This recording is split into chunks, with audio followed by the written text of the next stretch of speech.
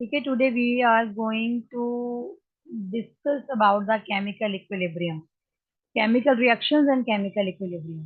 Chemical equilibrium होता है एक केमिकल रिएक्शन जब प्रोसीड हो रहा है। अब एक केमिकल रिएक्शन जब प्रोसीड होता है तो वो reactant as well as product, दो चीजें होती हैं ना एक केमिकल रिएक्शन में। एक सब्सटेंस जो होता है वो रिएक्टेंट होता है, और रिएक्टेंट जब रिएक्शन प्रोसीड करता है तो वो प्रोडक्ट फॉर्म करता है। ठीक है, नाउ टेल मी कि स्क्रीन स्क्रीन शेयर हो रही है?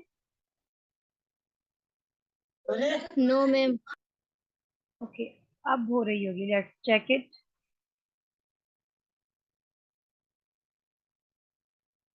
अब हो रही है शेयर? No ma'am. मैम हो रही है share, chemical reaction and chemical. Equilibrium. हमारे पास तो शो हो रही है। हिना, आपके पास शो नहीं हो रही?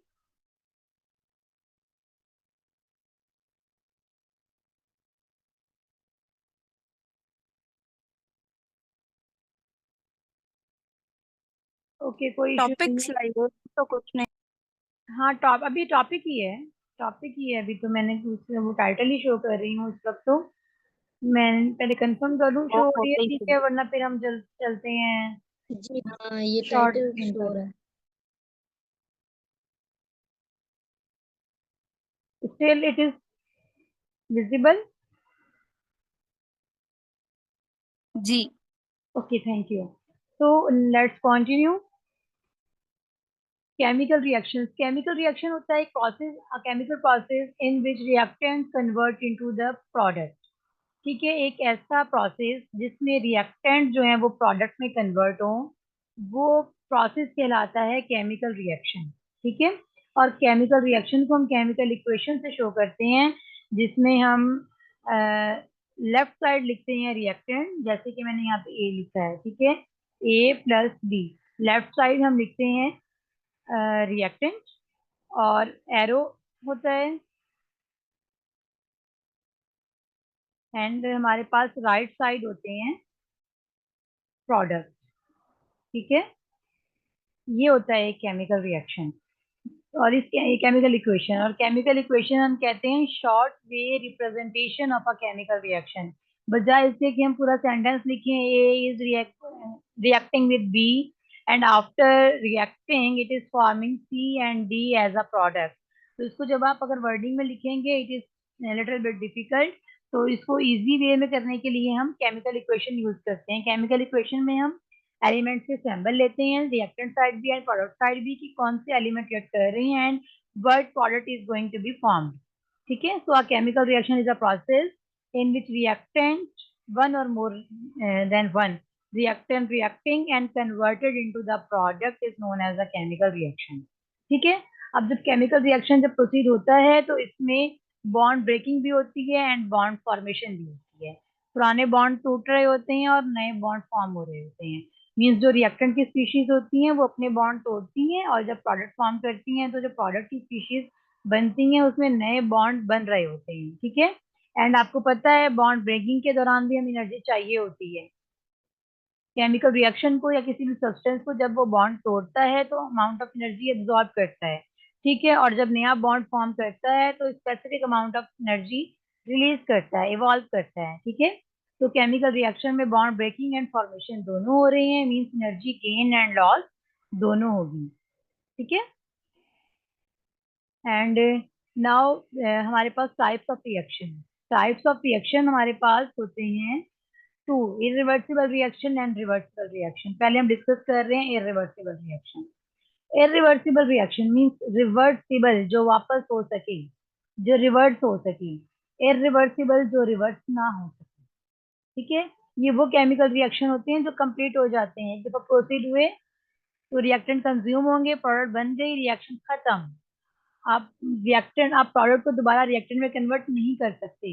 इन्हें आप यूनिडायरेक्शनल रिएक्शन भी कह सकते हैं। यूनिडायरेक्शन रिएक्शंस का मतलब है कि एक डायरेक्शन वाले रिएक्शन। ठीक है, मतलब रिएक्टेंट से प्रोडक्ट बनेगी और कहानी खत्म। ठीक है, इसे हम सिंपल एरो से शो करते हैं, इसे हम शो करते हैं एरो से। और एरो एरो की का जो हेड है वो शो करता है कि रिएक्टेंट प्रोडक्ट क्या बन रही है, और टेल शो करती है कि रिएक्टेंट क्या थी। ठीक हो गया, इसे हम सिंगल एरो से शो करते हैं। इसका मतलब है रिएक्टेंट कन्वर्ट होंगे प्रोडक्ट में, एंड देन उसके बाद कहानी खत्म, वो रिएक्शन कंप्लीट हो जाएगा, रिएक्टेंट कंज्यूम हो जाएंगे, प्रोडक्ट बन जाएगी, प्रोडक्ट वापस नहीं आ सकती। ठीक है, ये वन डायरेक्शनल रिएक्शंस होती हैं, सिर्फ फॉरवर्ड डायरेक्शन में जाएंगे, रिएक्टेंट से प्रोडक्ट बनेंगे और बस फिर। ठीक है, प्रोडक्ट दोबारा कन्वर्ट नहीं होगी रिएक्टेंट में, प्रोडक्ट बैक रिएक्टेंट में कन्वर्ट नहीं होगी। ठीक है, इसकी एक आम मिसाल में अगर आपको दूं, पेपर, अगर आप पेपर को जलाएं तो क्या पेपर क्या ऐश बन जाएगा ना? एक पेपर लिया, उसको आपने जला दिया, बर्न कर दिया, तो वो ऐश बन जाएगा। क्या अब आप उस ऐश से दोबारा पेपर बना सकते हैं? Is it possible? No ma'am. No. बिल्कुल नहीं होगा ऐसा, इट इज इम्पॉसिबल। एक दफा जब पेपर जल गया तो वो दोबारा नहीं आएगा। इसी तरह मैच स्टिक, माचिस की स्टिक जो होती है, मैच स्टिक को जब आप बर्न करते हैं तो वो दोबारा, उसका जो सल्फर होता है, उसका जो फॉस्फोरस कोटिंग होती है, वो जल जाती है। उसके बाद दोबारा वो फॉस्फोरस कोटिंग वापस नहीं आ सकती। ठीक है, वो बर्न हो जाएगा, खत्म हो जाएगा। इसी तरह कंबस्शन ऑफ फ्यूल, फ्यूल है जब कंबस्ट होता है, जब हम हम गाड़ियों में यूज करते हैं तो क्या होता है, कंबस्ट होता है, यूटिलाइज हो जाता है, फिर हम दोबारा उसे रिफिल करते हैं। तो ये तमाम one directional means uni directional reactions हैं जो कंप्लीट हो जाते हैं, इरिवर्सिबल रिएक्शंस हैं। ठीक है, इसके बाद है हमारे पास सेकंड टाइप होती है केमिकल रिएक्शन की, रिवर्सिबल।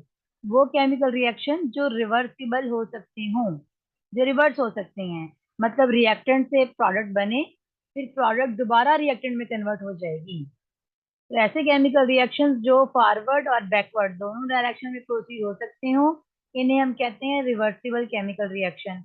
ये केमिकल रिएक्शन कभी भी कंप्लीट नहीं होते, नेवर गोज टू एंडिंग। ठीक है, ये कभी भी कंप्लीट नहीं होंगे, एक साइकिल स्टार्ट हो जाएगा इनका, इक्विलिब्रियम स्टैब्लिश हो जाएगा, एक साइकिल स्टार्ट हो जाएगा, reactant product, product reactant, reactant product, product reactant, conversion continue start हो जाएगी। ठीक है, ये कभी भी रिएक्शन कंप्लीट नहीं होता।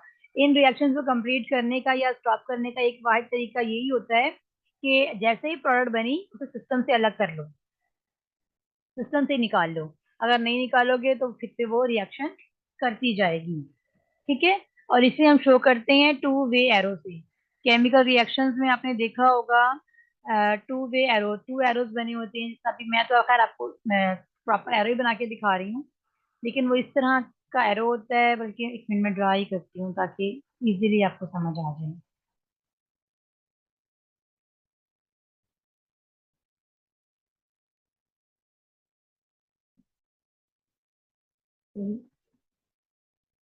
जो रिएक्शन होता है वो इस तरह टू एरो होते हैं। जो रिवर्सिबल रिएक्शन होते हैं, इनके जो एरो को हम शो करते हैं वो इस तरह डबल एरो होता है। तो इसका मतलब होता है जो केमिकल रिएक्शन है ना, वो फॉरवर्ड और बैकवर्ड दोनों डायरेक्शन में है। ये निशानी होती है, केमिकल इक्वेशन देख के आप बता सकते हैं कि केमिकल रिएक्शन रिवर्सिबल है या इरिवर्सिबल है। अगर सिंपल एरो हो, जस्ट लाइक दिस वन, जैसा कि मैंने भी रिवर्सिबल में आपको ड्रॉ करके दिखाया था, अगर सिंपल एरो है इस तरह का, तो इट मीन्स इरिवर्सिबल डायरेक्शन है, कंप्लीट हो जाएगा, वन डायरेक्शनल है। और अगर रिएक्शन के दरमियान जो एरो है अगर वो इस तरह का है, तो इसका मतलब है ये टू वे है, ये फॉरवर्ड और बैकवर्ड दोनों डायरेक्शन में है।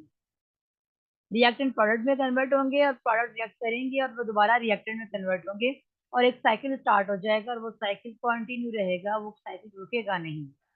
ठीक है, तो इस तरह हमें पता चल जाता है केमिकल रिएक्शन रिवर्सिबल है या इरिवर्सिबल। ये कभी भी कंप्लीट नहीं होते, बता दिया, इनमें इक्विलिब्रियम स्टैब्लिश हो जाता है, मीन्स एक साइकिल स्टार्ट हो जाता है। ठीक है, वो साइकिल से रुकता नहीं है। केमिकल इक्विलिब्रियम है क्या? इक्विलिब्रियम तो हम कहते हैं बैलेंसिंग को, आप फिजिक्स में भी डिस्कस करते हैं इक्विलिब्रियम, इक्विलिब्रियम के टाइप से डिस्कस करते हैं। इक्विलिब्रियम हम कहते हैं बैलेंसिंग को, जहाँ इक्वलिटी आ जाए। ठीक है, केमिकल इक्विलिब्रियम का मतलब है केमिकल रिएक्शन में इक्वलिटी आ जाए।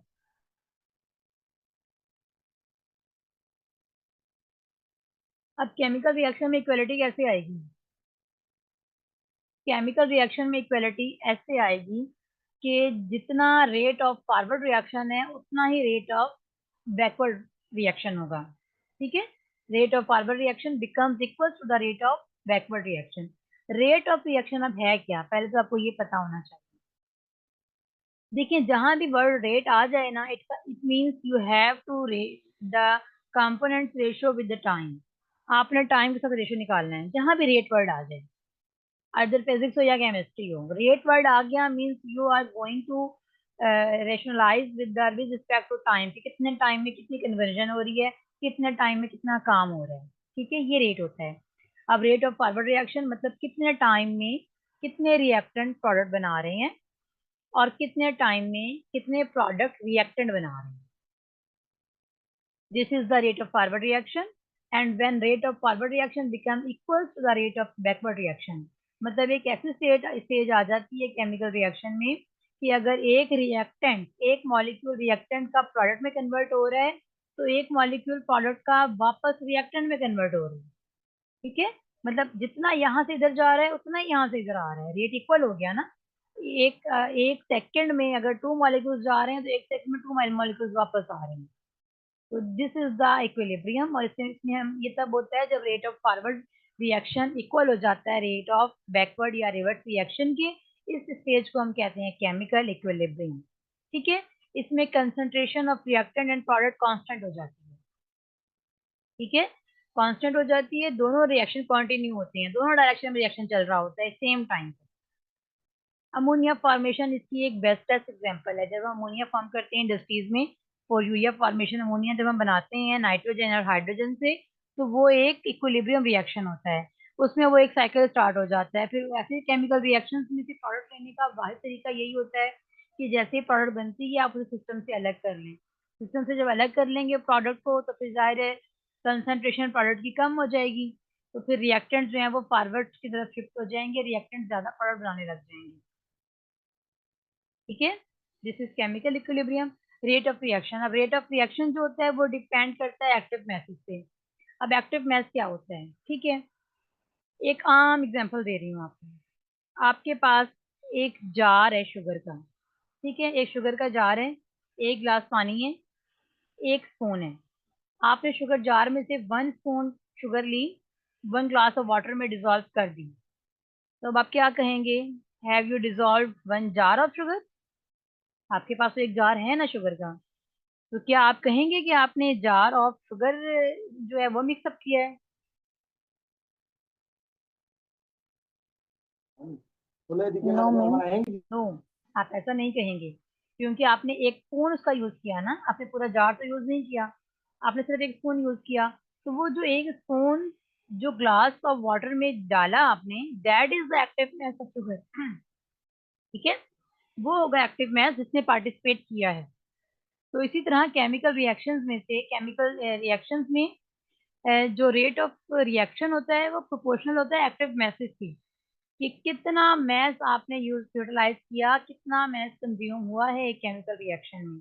और एक्टिव मैसेज होते हैं इनके नंबर ऑफ मोल, जो कि आप कोएफिशिएंट के तौर पर लिखते हैं रिएक्टेंट के साथ। अब फॉर एग्जांपल ये एक केमिकल इक्वेशन है, ए बी और सी 3 कंपोनेंट हैं, और स्मॉल ए स्मॉल बी और स्मॉल सी इसके कोएफिशिएंट।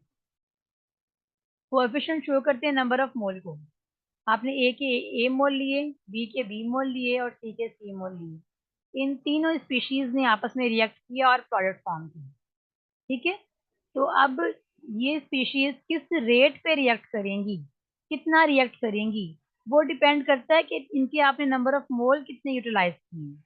ठीक है, तो ये जो नंबर ऑफ मोल हैं ये इनके एक्टिव मैसेज हैं। तो rate of reaction is directly proportional to the active masses of the reactant। जितना एक्टिव मैस आप लेंगे, जितने आप नंबर ऑफ मोल लेंगे, उतना ज्यादा रिएक्टेंट रिएक्शन उतना स्पीडली परफॉर्म होगा। ठीक है, जिसको हम जनरली ऐसे शो करते हैं रेट ऑफ रिएक्शन, और हम यहाँ मैग्नीट्यूड में स्क्वायर ब्रैकेट में लिखते हैं हम कंपोनेंट्स के नाम, सैम्बल, जो हमने केमिकल्स यूज किए हैं, जो सब्सटेंस यूज किए हैं, और जो इनके कोएफिशिएंट होते हैं वो हम पावर में ले जाते हैं। ठीक है, ये तरीका है रेट ऑफ रिएक्शन को शो करने का। Rate of forward reaction is directly proportional to the concentration of the reactant. ठीक है, और rate of reverse reaction, backward reaction is directly proportional to the concentration of product. फिर हम उसमें product को इस तरह स्क्वायर ब्रैकेट में लेंगे और इसके जो नंबर ऑफ मोल्स हैं उन्हें कोएफिशिएंट में लेंगे। Is clear? केमिकल रिएक्शन कितने टाइप के होते हैं? Homogeneous and heterogeneous. I think ये टर्म तो अब काफी क्लियर हो गई होगी, हमने सॉल्यूशंस में भी डिस्कस की थी। होमो means same, genius means state, physical state, face. Hetero means different, genius means physical state. तो केमिकल इक्विलिब्रियम जो है, केमिकल रिएक्शंस वो होमोजीनियस भी होते हैं, हेट्रोजीनियस भी होते हैं। होमोजीनियस वो होते हैं जिनमें रिएक्टेंट और प्रोडक्ट दोनों सेम फिजिकल स्टेट के हैं। लिक्विड है तो सब लिक्विड है, गैस है तो सब गैस है, सॉलिड है तो तमाम सॉलिड है, रिएक्टेंट भी और प्रोडक्ट भी। अगर तमाम केमिकल स्पीशीज एक केमिकल रिएक्शन में प्रोसीड होने वाली एक फेस में हैं तो वो केमिकल रिएक्शंस कहलाते हैं होमोजीनियस केमिकल रिएक्शन। ठीक है। इसी तरह हेट्रोजीनियस होते हैं जिनमें रिएक्टेंट एंड प्रोडक्ट के फिजिकल स्टेट डिफरेंट होती है। लाइक आपने गैस ली, सॉलिड बन गया या लिक्विड बन गया। जैसे कि आप वाटर की एग्जांपल ले लें, हाइड्रोजन गैस ली, ऑक्सीजन गैस ली, और दोनों कंबाइन होकर रिएक्शन प्रोसीड हुआ, और after proceeding the reaction water is form and water is in liquid state. तो ये केमिकल रिएक्शन क्या होगा? ये हेट्रोजीनियस होगा, क्योंकि प्रोडक्ट और रिएक्टेंट की फिजिकल स्टेट डिफरेंट है। ठीक है। अगर रिएक्टेंट और प्रोडक्ट की फिजिकल स्टेट सेम हो तो होमोजीनियस सिस्टम है। अगर रिएक्टेंट और प्रोडक्ट की फिजिकल स्टेट डिफरेंट हो तो हेट्रोजीनियस सिस्टम है। अब है रिएक्शन कोएफिशिएंट क्या होता है? रिएक्शन कोएफिशिएंट को हम केसी से शो करते हैं और केमिकल इक्विलिब्रियम कांस्टेंट को हम केसी से शो करते हैं। जो केसी होता है, केसी की वैल्यू होती है प्रोडक्ट बाय रिएक्टेंट। ठीक है।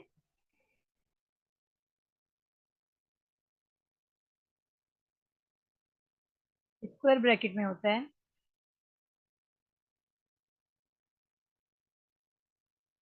प्रोडक्ट अपॉन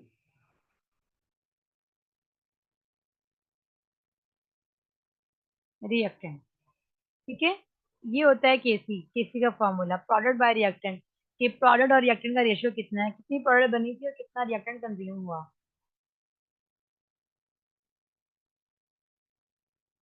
अगर हम बात करें क्यूसी की, तो क्यूसी होता है रिएक्शन कोशेंट।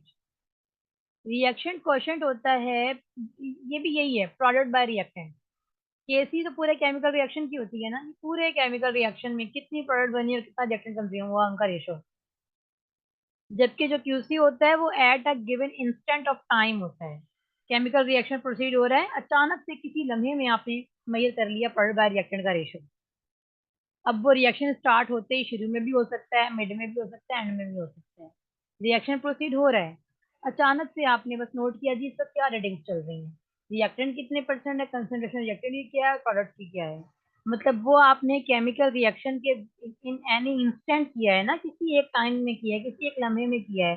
तो वो एक लम्हे वाला जो प्रोडक्ट बाय रिएक्टेंट का रेशियो होगा, that will be known as the QC. ठीक है। केसी होता है पूरे ओवरऑल केमिकल रिएक्शन का, जब पूरा केमिकल रिएक्शन प्रोसीड हो गया, जब इक्विलिब्रियम स्टैब्लिश हो गया, ठीक है, तब प्रोडक्ट बाय रिएक्टेंट का जो रेशियो होता है वो कहलाता है केसी, इक्विलिब्रियम कांस्टेंट।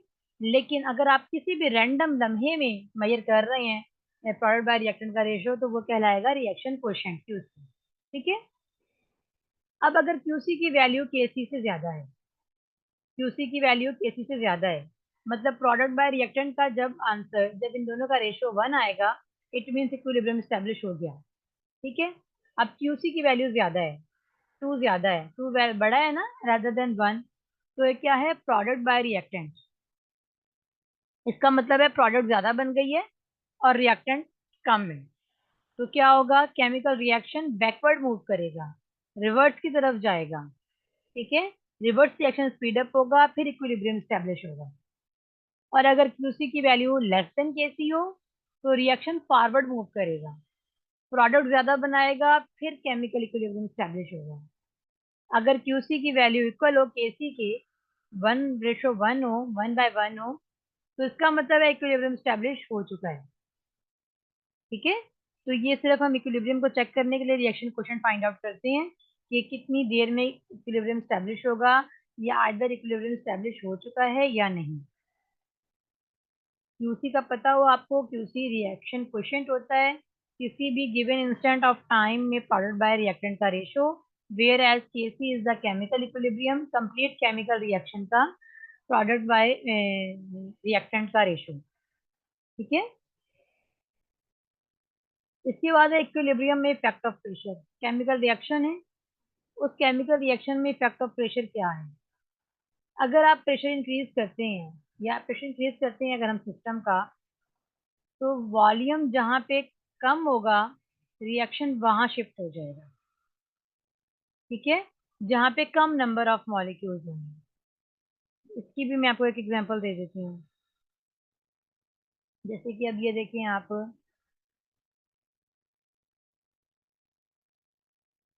H2 प्लस, या अच्छा अमोनिया की एग्जांपल ले लें, N2 sodium gas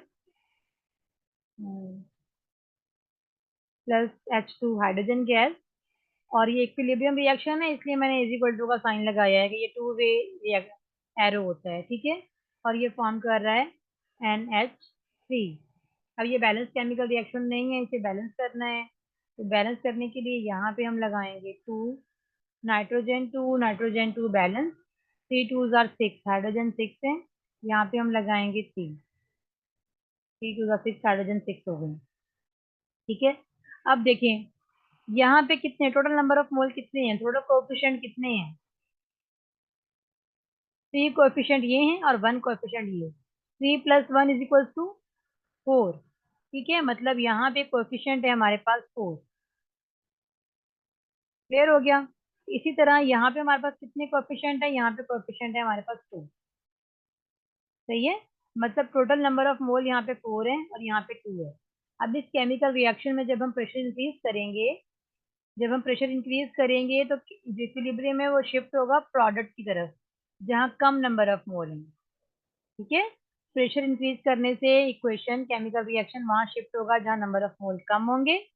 pressure decrease करने से सिस्टम वहां शिफ्ट होगा जहाँ मोर गैस मॉलिक्यूल, यहाँ मॉलिक्यूल ज्यादा होंगे। प्रेशर इंक्रीज करेंगे तो यहाँ शिफ्ट होगा जहाँ नंबर कम है मॉलिक्यूल्स के। प्रेशर डिक्रीज करेंगे तो वहां शिफ्ट होगा जहाँ नंबर ज्यादा है मॉलिक्यूल्स, ठीक है। अब इसके बाद है ये वही रिएक्शन का कंसंट्रेशन है, कि कंसंट्रेशन का क्या इफेक्ट है किसी भी केमिकल रिएक्शन पे, ये मैं अभी आपको क्लियर कर देती हूँ।